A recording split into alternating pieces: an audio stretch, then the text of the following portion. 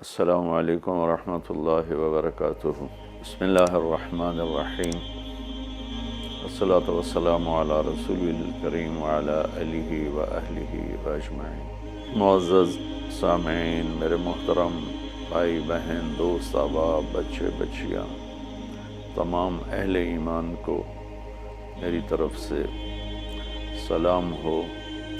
ہمارا نیا سال تو ہجری کے اعتبار سے ہوتا ہے تو وہ محرم، ہر آنے والا سال ہماری زندگی کا بہت بڑا حصہ ہم سے چھین کے لے جاتا ہے اور ہم بے بس ہو کر اسے دیکھتے ہی رہ جاتے ہیں۔ دنیا کی ہر چیز پر ہم نے اپنے پہرے بٹھائے ہوئے ہیں، لیکن وقت اور زندگی جو سب سے قیمتی سرمایہ ہے، روزانہ ہم سے گردش دوران، سورج اور چاند کی گردش، دن اور رات کا ہیر اور پھیر، کہ ہماری زندگی ہم سے چراتا چلا جاتا ہے۔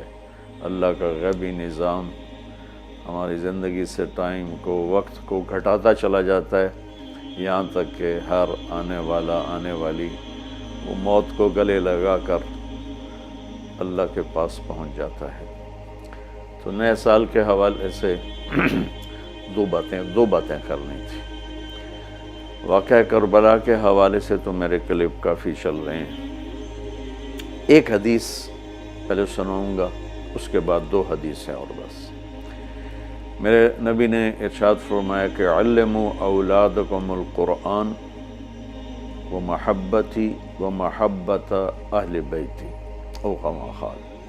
میرے نبی نے فرمایا کہ اپنی اولاد کو تین چیزیں سکھاؤ۔ ایک قرآن سکھاؤ کہ قرآن زندگی گزارنے کا طریقہ بتاتا ہے۔ میڈیکل سائنس ہو یا انجینئرنگ سائنس ہو یا کائنات کا کوئی بھی علم ہو، وہ انسان بننا نہیں سکھاتا۔ اناٹمی پڑھ کے ڈاکٹر بن جائے گا، انسان بننے کے لیے قرآن پڑھنا پڑے گا، سیکھنا پڑے گا۔ تاجر، سیاستدان، زمیندار، بادشاہ، بیگم، ملکہ، رانی، فقیراً فقیر، امیراً امیر، سب اس چیز کے محتاج ہیں کہ زندگی کیسے گزارنی ہے، اچھی زندگی جس پر اللہ بھی راضی ہو اور ہم بھی سکون سے رہیں، وہ قرآن ہے۔ کہ قرآن ان ھذا القرآن یہدی للتی ہی اقوم، یہ دعویٰ صرف قرآن کا ہے۔ میرا اللہ فرماتا ہے کہ صرف قرآن ہی ہے جو تمہیں صحیح زندگی گزارنے کا طریقہ بتاتا ہے۔ ہمارے گھروں کی زندگی انتشار کا شکار ہے، شادی ہوتے ہی طلاقیں ہو رہی ہیں، طلاقوں کی ریشو بڑھ رہی ہے کہ والدین اپنے بچے بچیوں پر صرف پڑھائی پڑھائی پڑھائی، اور ہمارے پاکستان میں پڑھائی تو ہے نہیں، صرف کاروبار ہے۔ تو بچے بچیوں کو پتہ ہی نہیں ہوتا جب شادی ہوتی ہے کہ زندگی کیسے گزارنی ہے۔ ایسے والدین کو بھی نہیں پتہ ہوتا کہ ہم نے اپنی اولاد کو کس بنیاد پہ کھڑا کرنا ہے۔ تو قرآن وہ زندگی بتاتا ہے جس پر چل کر ہر بڑا چھوٹا، بڑی چھوٹی خوشگوار زندگی گزار سکتے ہیں۔ تو آپ نے فرمایا کہ اپنی اولاد کو قرآن سکھاؤ۔ دوسرا فرمایا وہ محبتی، اور میری محبت سکھاؤ، کہ آپ نے فرمایا لن یؤمن احدکم حتی اکون احب الیہ من الناس وولدہ ووالدہ اجمعین۔ آپ نے فرمایا کہ اگر تم چاہتے ہو کہ تمہارا ایمان مکمل ہو تو میری محبت اپنی ذات سے، اپنے والدین سے، اپنی اولاد سے اور پوری دنیا کے انسانوں سے مجھے سب سے زیادہ پیار دو گے تو تمہارا ایمان مکمل ہوگا۔ تو اللہ کے نبی کی محبت کے بغیر ایمان کامل ہو نہیں سکتا۔ اب محبت کا کیا پیمانہ ہے، کیا معیار ہے؟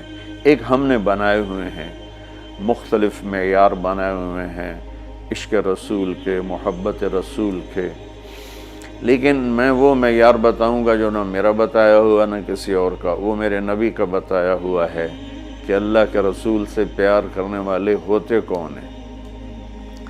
تو آپ وضو فرما رہے تھے، صحابہ آپ کے وضو کا پانی نیچے سے یوں بک بھر بھر کے کوئی پی رہا ہے، کوئی منہ تے لا رہا ہے، کوئی ہتھاں تے، کوئی سینے تے۔ تو آپ نے پوچھا ما یحملکم علی ھذا، بھئی یہ کیا کر رہے ہو، کیوں کر رہے ہو؟ کہ حبا للہ ولرسولہ۔ تو صحابہ نے عرض کی یا رسول اللہ آپ اور آپ کے رب کی محبت میں کر رہے ہیں۔ سبحان اللہ۔ تو ہم نے فرمایا کہ میں تمہیں بتاتا ہوں کہ مجھ سے محبت کرنے والا اور اللہ سے محبت کرنے والا کون ہے۔ بس ایڈا سستا سودا نہیں ہے کہ صرف میرے وضو دا پانی تسی پی لو تے تسی میرے عاشق بن جاؤ، کہ وہ میں تمہیں بتاتا ہوں کہ اللہ اس کے رسول سے محبت کا پیمانہ کیا ہے۔ وہ پیمانہ ہے کہ اگر تم اس پر پورے اتر گئے تو دو طرفہ کام ہو جائے گا، تم اللہ رسول سے پیار کرو گے، اللہ رسول تم سے پیار کریں گے۔ تو ہم نے فرمایا فَلْيَصْدُقِ الْحَدِيثَ إِذَا حَدَّثَ، جو مجھ سے اور میرے رب سے پیار کرتا ہے اس کی پہلی نشانی یہ ہے کہ وہ ہمیشہ سچ بولتا ہے، کبھی جھوٹ نہیں بولتا۔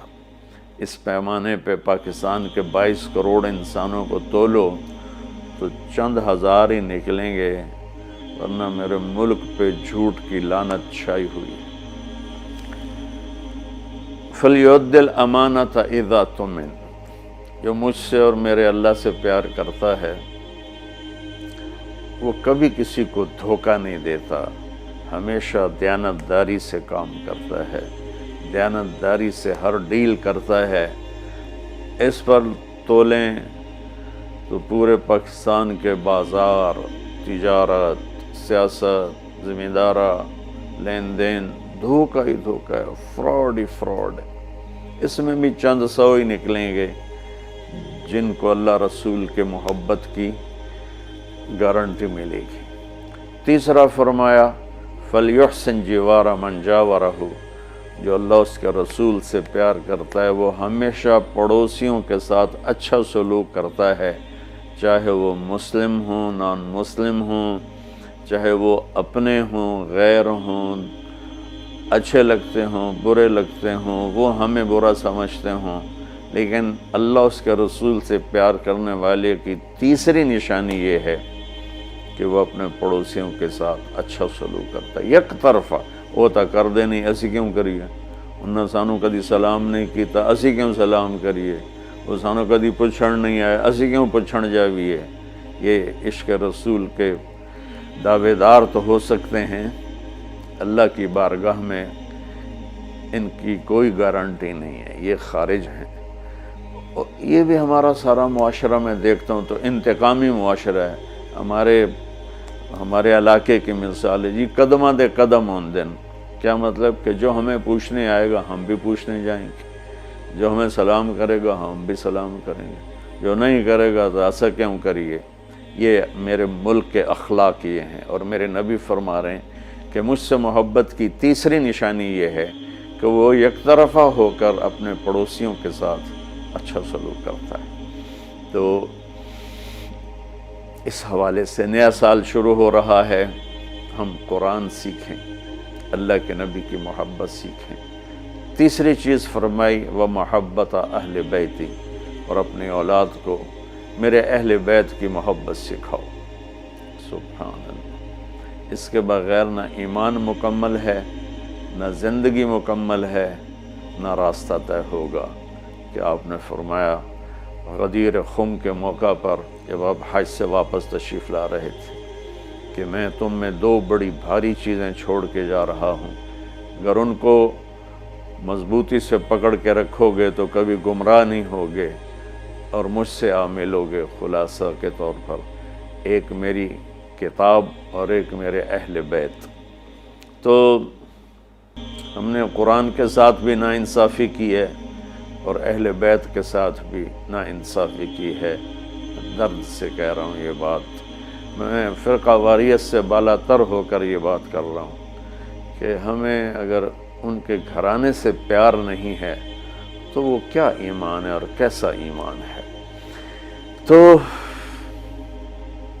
اللہ اس کے رسول نے جو محبت کی نشانی بتائی ہے وہ بھی میں نے بتا دی، اور جو اللہ کے نبی فرما رہے ہیں کہ 3 کام اپنی اولاد کو سکھاؤ: قرآن، میری محبت، میرے اہل بیت کی محبت۔ تو آؤ بھائی ہم اپنے ملک کے لیے بھی ایک اچھے پاکستانی بنیں، سچ بول کے، دیانتداری، محبت، ایثار، وفا، صحیح تولنا، صحیح بولنا، اور ماں باپ کی خدمت، بیوی کے ساتھ اچھا سلوک، اولاد کے ساتھ محبت، یہ سارے وہ چیپٹر ہیں جو اس وقت بالکل ادھورے پڑے ہوئے ہیں۔